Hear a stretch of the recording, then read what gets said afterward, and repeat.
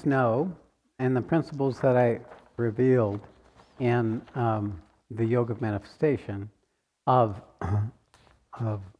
duality and causality, this is our version of that. We embody that. That's what shapes us.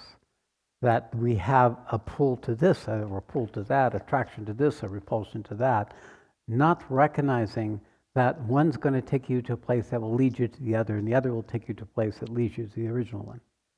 Without your coming to a way of holding both simultaneously to be enough in touch with you as one or the other arises, you'll have little authority to determine the direction of your life, because it'll constantly be shaping that your ability to see or know that direction. Now, the only place you can really know this is your body. Your body can, if it's awake enough, know this works or not work.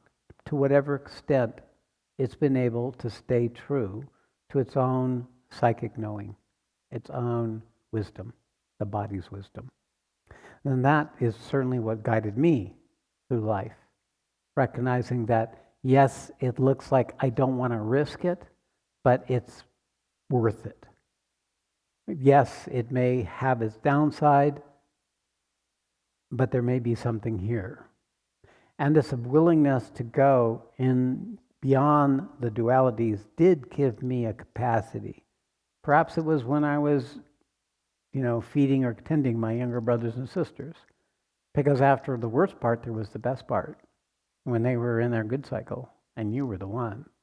So there's nothing like a child just running to you and throwing its arms around you and just wanting to be held, to feel, okay, it's all worth it.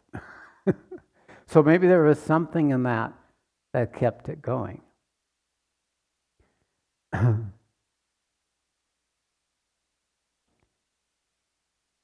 So recognizing these are universal or collective structures, including the specific adaptations that you inherited from your parents. They taught it to you. They demonstrated it. Maybe they're dominated by fear, so they lived a small, narrow, miserable, complaining life.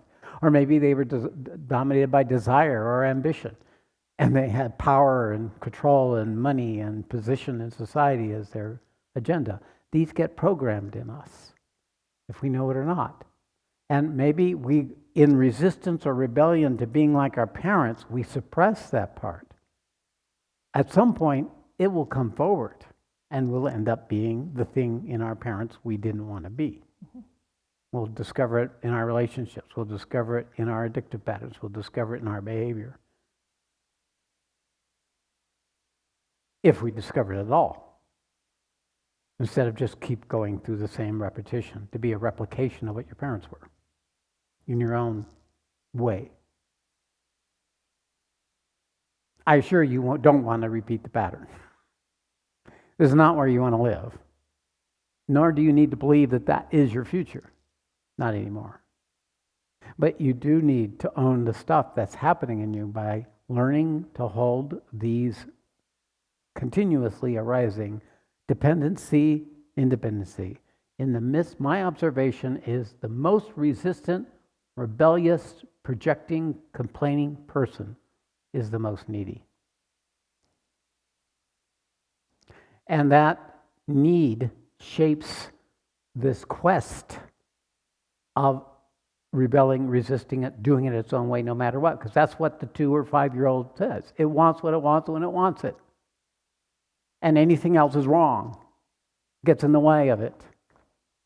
And if the child is run by need, he's also run by power. It's run by position. It's run by agreement. It's run by getting others to believe me that I'm the important one. So it seeks attention. It seeks that. And then gets angry and resistant and rebellious. So we can see the strong personalities carrying both of these simultaneously. And maybe they don't show the neediness to the outside world, but they have their secret arena where they're grasping and getting at that distorted version of the neediness of the child. So there's the design. This is what we're in the midst of. How much of it you need to know? You only need to know the part that is yours. Everything else can go its own way. you're the one that claims the territory. That when you discover the truth of seeing these two dualities, that you pull back from unnecessary influence that would take you to one or to the other.